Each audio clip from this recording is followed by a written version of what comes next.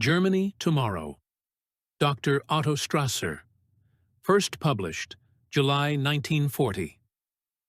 Chapter 2, Section 7. A Word on the Jewish Problem.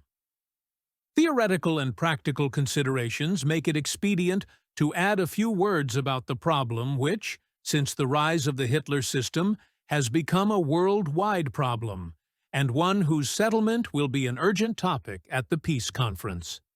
I refer to the Jewish problem in various parts of my Deutsche Revolution, and in numerous articles in the international press. I have expressed the utmost disapproval of the shameless and inhuman anti-Jewish campaign that has characterized the Hitler system, and I may also mention that as early as 1928, in a party periodical, I protested editorially against anti-Semitism of the Streicher brand, voicing the war cry, "Anti-Semitism is dead. Long live the idea of the people." This advocacy of the idea of the people logically implied the disavowal of any valuation of peoples or nations as good or bad, as better or worse, since they all have equal rights, equal needs, and equal duties, in accordance with the will of the Creator, who gave each of them its own kind, its own nature, and its own tasks. This profound respect for organic life, and the fact that it is necessary for us and incumbent on us to recognize and maintain human dignity, imply that it will be an unconditional part of the social and political organization of New Germany to maintain the equal rights of all human beings. Yet this fundamental principle of equality must not be considered to invalidate the organic law that the peoples and nations are fundamentally different, with the result that they urgently need differences in their social and political institutions, a fact which every government is bound to take into account. In practical politics, therefore, there arises the problem of national minorities, whose relations to the national majorities in any area may present difficulties not local merely, as in Germany, for instance, but pertaining to Europe as a whole. Speaking generally, it may be said that a comprehensive and just solution will only be possible within the framework of the European Federation, where the simultaneous interests of almost all the European peoples, whether as states or as national minorities, will ensure that whatever legal arrangements are made will be universally regarded as just, and will therefore be faithfully adhered to. But since this desirable joint solution will need time to achieve, New Germany will have meanwhile to set to work by herself to solve the problem of national minorities, and therewith the Jewish problem, in that modern spirit which will pay due regard both to the organic laws of ethnical differences and to the moral laws according to which all human beings have equal rights. Politically considered, there are three alternative solutions. 1. Persons of different racial origin from the majority may be described as foreigners. 2. Groups of persons of various racial stamps may be deemed to constitute national minorities. 3. Persons belonging to different stocks may be incorporated into the main body of the nation by assimilation. All three methods are equally possible and equally honorable, with the urgent proviso that every adult person of another stock than that of the majority must himself or herself have full right to decide which method to adopt. As a matter of principle, there is no difference between the general treatment of the problem of national minorities and the treatment of the Jewish problem. If the latter is separately considered here, this is because the peculiar way in which the question has presented itself makes separate consideration expedient.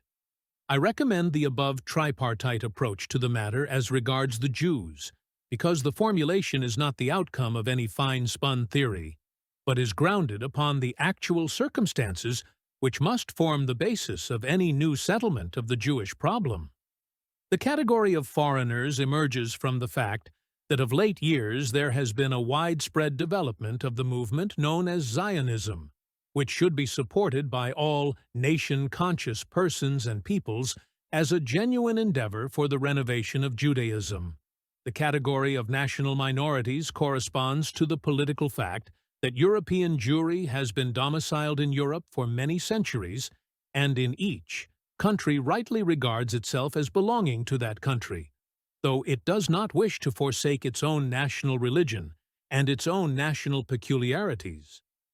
The category of assimilation is nevertheless, despite Hitler and his materialistic racial theory, a datum of the position of the Jews in Germany and the rest of Europe, in conformity with the accepted humanist doctrine that every human being is entitled to liberty and self-determination, a doctrine which New Germany will unhesitatingly accept. Although we do not deny our biological subordination to blood, race, and nationality, we must emphatically proclaim that the human spirit is privileged and competent to overcome this subordination, and, as knowledge and choice may decide, to adopt the present and future views upon these matters. It is likely enough that the preponderant majority of German Jews will prefer to belong to the Jewish Commonwealth. Among these, there will doubtless be many who in former days were antagonistic to Zionism, and perhaps even now are by no means wholly reconciled to it, but will lose their scruples when they become aware that as Jews, as members of the Jewish Commonwealth, they can still remain united to Germany while preserving a Jewish stamp, inasmuch as the Jewish national group will be incorporated into New Germany. This very fact, their permanent incorporation into Germany, will distinguish them from the Jews, say, of Palestine or Poland, not in substance, but in many of the forms of life. Of course, this incorporation into Germany is fundamentally diverse from the complete assimilation that will occur in the case of those belonging to the third category. These latter will have to abandon Judaism as a national religion, and will have to give this and other guarantees of their determination to become Germans in every respect. Consider here the demands which every modern state tends more and more to make of alien elements that are to be incorporated and fully assimilated.